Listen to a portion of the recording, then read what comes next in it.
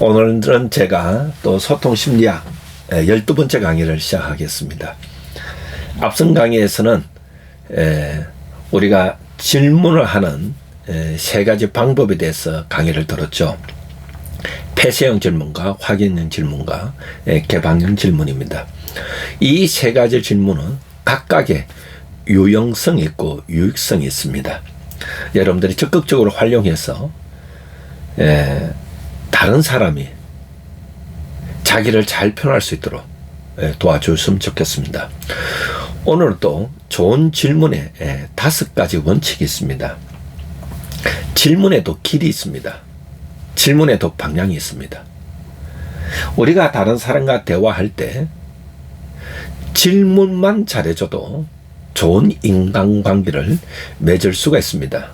앞서서도 케빈 박사가 말했던 것처럼 미래 사회에서 원하는 인재상은 좋은 질문을 하는 사람입니다.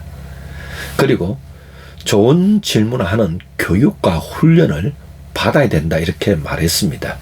그럼 우리가 질문을 할 때 우리가 조심해야 될 것 또 5가지 원칙이 있습니다. 먼저 질문을 했을 때는 깔때기 질문 기법을 하는 것이 도움이 됩니다. 여러분들이 사람들과 처음 만났을 때 바로 핵심 주제로 들어가는 것은 그 사람들에게 힘들게 하고 부담을 줄 수가 있는 것입니다. 우리가 첫 사람과 만났을 때는 처음에는 좀 부드러운 질문을 하는 것이죠. 이것은 가벼운 질문을 하면서 이야기를 들어가야 됩니다. 제가 상담을 합니다. 제가 또 상담을 가르치기도 있습니다. 우리가 상담을 하고 상담을 가르칠 때 이런 얘기를 합니다. 내담자가 상담을 받으러 왔을 때 가벼운 질문부터 시작하라 이렇게 말을 합니다. 가벼운 질문이란 것은 날씨에 대해서 이렇게 물어봅니다. 그리고 이 상담 받으러 올 때 교통편은 무엇을 이용했는지 물어봅니다. 또 이 상담소를 찾아왔을 때 찾는 데는 좀 어떤 일이 있었는지 이렇게 물어봅니다. 우리가 가벼운 질문을 해가면서 그 사람 마음에 있는 부담감 또 답답함 이런 것들을 희석시켜 주도록 도와줍니다. 사람이 이렇게 가벼운 질문을 통해서 자기 자신에게 부담 없는 이야기를 하기 시작할 때 점점 그 사람은 자기의 깊은 내면의 이야기까지 들어간다는 것이죠. 그래서 저는 이것을 깔때기 질문 기법이다 이렇게 말하고 싶습니다. 우리가 이 깔때기를 보더라도 위에가 좀 넓게 되어 있습니다. 넓게 되어 있으면서 점점 심층적인 질문으로 이렇게 넘어간다는 것이죠. 그래서 가벼운 질문을 하면서 그러면서 이 나와 대화하는 사람이 조금씩 가벼운 질문에 대답하고 또 가벼운 질문에 대답하면서 넓은 의미의 질문을 하면서 그러면서 깊이 있는 심층적인 대화로 내려갈 수 있다는 것이죠. 이것이 곧 시골에서는 고구마 줄기와 같은 겁니다. 혹시 여러분 아시나요? 제 강의를 듣는 이 세대가 젊은 층도 있고 또 이 장년층도 있을 것입니다. 이 고구마를 캘 때 보면 시골에서 고구마를 캘 때 보면 재미있는 현상이 있습니다. 고구마를 캘 때는 고구마 줄기가 있습니다. 이 고구마 줄기를 잡고 이렇게 당기다 보면 그 안에 고구마 줄기에서 고구마들이 이렇게 캘 수 있는 이렇게 많은 고구마가 나오는 것이죠. 이와 똑같습니다. 대화도 그렇습니다. 먼저 가벼운 질문부터 해가면서 점점 심층적인 질문을 해갈 때에 상대방이 부담이 없는 것이다 이렇게 말하고 싶습니다. 질문에도 5가지 원칙이 있습니다. 이것은 여러분들이 강의를 잘 들으시고 기억해서 이 다른 사람과 대화 시간에 활용했으면 좋겠습니다. 먼저 질문에 5가지 원칙이 있습니다. 먼저 상대방이 대답하기 쉬운 질문부터 하는 것이 도움이 됩니다. 즉 이 말은 상대방에 있어서 좀 구체적인 질문을 해 들어가는 것이죠. 두 번째입니다. 왜? 라는 질문을 피하는 것이 도움이 됩니다. 왜냐하면 우리나라 사람들은 왜? 라는 질문을 받으면 자기도 모르게 자동적 사고가 돌아갑니다. 그러면서 이렇게 해석하는 경향이 있습니다. 아, 상대방이 나를 비난하려고 하는구나. 상대방이 내 아이디어를 잘못됐다고 생각하는가 보구나. 상대방은 내 생각을 받아들이지 않는 것 같고, 이렇게 부정적으로 이 생각하는 경향이 있습니다. 그래서 여러분들이 인간관계에서 인간관계를 맺을 때 왜라는 질문은 할 수 있으면 사용하지 말기 바랍니다. 사실 왜라는 질문은 학문의 세계에서는 매우 중요합니다.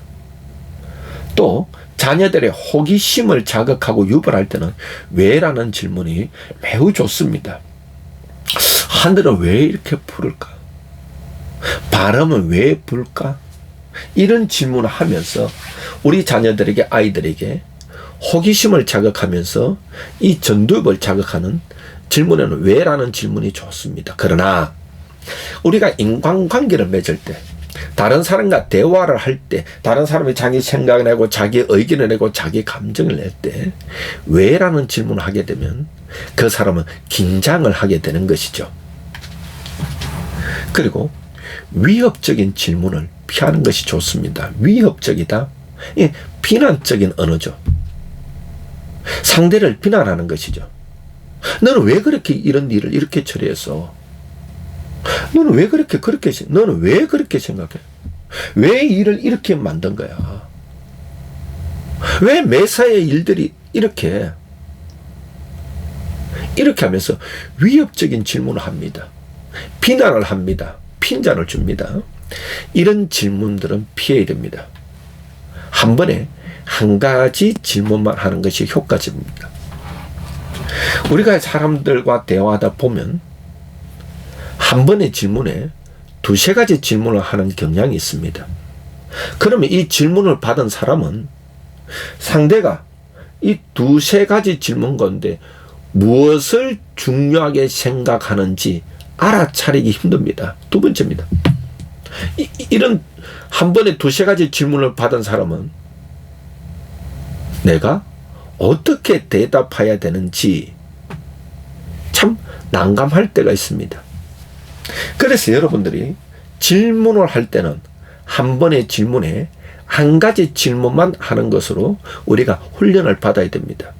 제가 우리 그 상담 전문가들을 훈련시켜 보면, 또 상담에, 개인 상담이나 집단 상담이나 가족 상담에 실습을 시켜 보면 이런 경향이 나타납니다.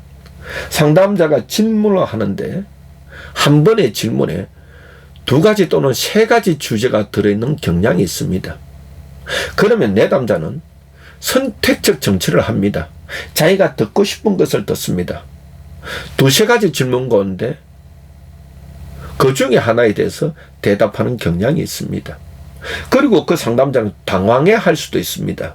그래서 여러분들이 누군가 대화할 때 가장 좋은 방법은 한 번에 한 가지 질문만 하는 그런 훈련을 했으면 좋겠습니다. 마지막 다섯 번째입니다. 우리가 우리 자신에 대해서 한번 생각해 봐야 됩니다. 내가 누군가와 대화할 때, 내가 질문할 때 나의 질문의 목적이 분명하게 드러나는지, 목표가 분명하게 드러나는지, 이런 질문을 해봐야 됩니다. 우리가 앞서서 여기도 있지만 1, 2번에 있지만 상대방이 대답하기 쉬운 질문이라, 이 반대쪽으로 가봅시다. 이 반대는 상대방이 대답하기 어려운 질문은 무엇일까? 막연한 질문입니다. 요즘 어떻게 살아요? 얼마나 막연합니까? 이런 막연한 질문들은 상대방을 당황하게 하고 어떻게 대답해야 될지 모르게 하고 나에게 관심이 없구나 말하고 그냥 일상적인 인사구나 이렇게 해석할 수밖에 없는 것이죠. 동일하게 1번과 5번으로 보면 같은 맥락 가운데 있습니다. 나의 질문에는 목표가 분명해야 됩니다. 즉 예를 들어서 이렇습니다.